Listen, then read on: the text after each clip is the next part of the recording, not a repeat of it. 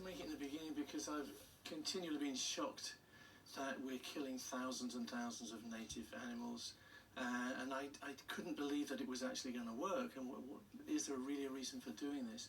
I'm still shocked and horrified, morally, I suppose. But also as a scientist, I wanted to find the truth. So my journey, as you'll see in the documentary, BBC 2, 9 o'clock, Friday, tomorrow, isn't it? Tomorrow? No, Friday. Don't you worry, we've got the plug at the end, don't you? Plug.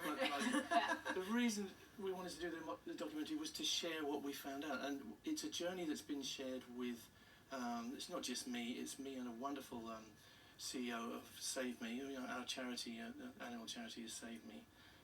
Plus we teamed up with a wonderful farmer called Robert Reed in the West Country in Devon, and his incredibly talented vet, Dick Sibley. So it's a team of 4 with a lot of people helping us, and we set out from the bottom to try and find out what the truth was. Were the badgers relevant? What was going wrong? Why was the problem still there? So that's what you see in the documentary.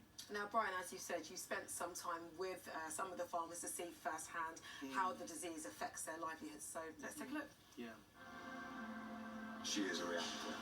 So, unfortunately, the next step to that is that we tag. That tag then identifies that cow, basically, as a reactor. I'm so sorry.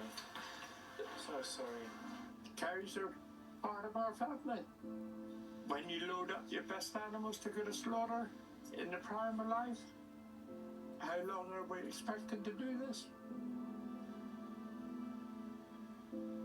My overriding feeling is farmers deserve better. I mean, that was emotional to watch, and we know it's a topic that really divides opinion, especially between wildlife groups and farming communities. You've been trying to bring them together, haven't you, and hopefully find a solution. That's exactly right. When we came into it, everybody's shouting and nobody's listening. We thought we should bring people together and find the truth, which is what I believe we've done. So I started off trying to save the badgers, and I still am, but basically we're trying to save the farmers now, which you will see, and the cattle. It's a tragedy all round. It's a terrible, awful mess. And we think that we've made the discoveries which can, in the future, help those farmers solve the problems and get rid of bovine TB, stop killing the badgers, end of story. We believe we cracked it. And Brian, as part of the documentary, you've been involved in some new research around the disease, which you go on to discover. But this is just one study. But what did you and the team find out? A lot of things, really.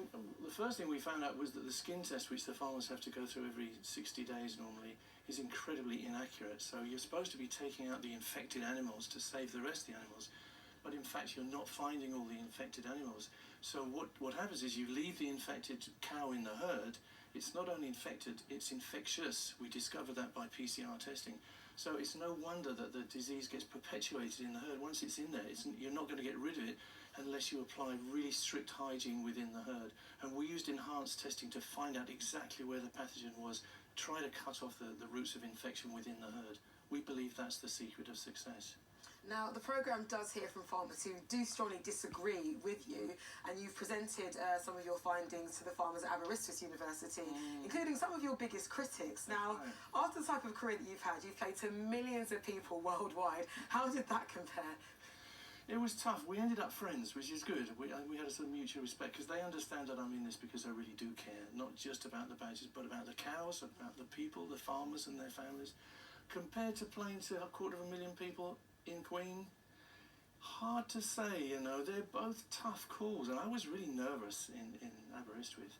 They're going to throw stones at me. At least in a Queen show, they're going to be mainly friendly. But we've ended up being very friendly with all the farmers that you see in the documentary, and we will continue that way. And we have started, this is Stop Press, we now are going to start a clinic. It's going to be the Save Me TB clinic down in Gatcombe, where we've done our research. So anyone who's interested, after they see the documentary, any farmers who are interested in talking about it, if they're not happy with the present situation, can come down, we exchange ideas, we can give what we've discovered and work on TB together. And this documentary was 14 years in the making?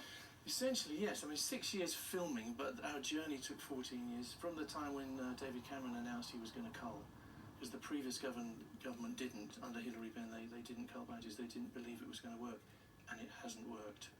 And people knew. I mean, there was a thing called the RBCT, and the results were brought in 2007. It was an experiment to see if culling badgers would work, and the conclusion of that whole massive experiment in which they killed thousands of badgers was culling badgers can make no meaningful contribution to the control of bovine TB in cattle. It's very clear, but the government for the last 12 years has ignored that. And we've killed nearly 250,000 badgers, and the situation isn't any better than it was. Some people will tell you it is better, but we know better. Talk to the farmers. You'll see in the documentary. You will see, and you can catch Brian's documentary, The Badgers, the Farmers and Me, on Friday evening at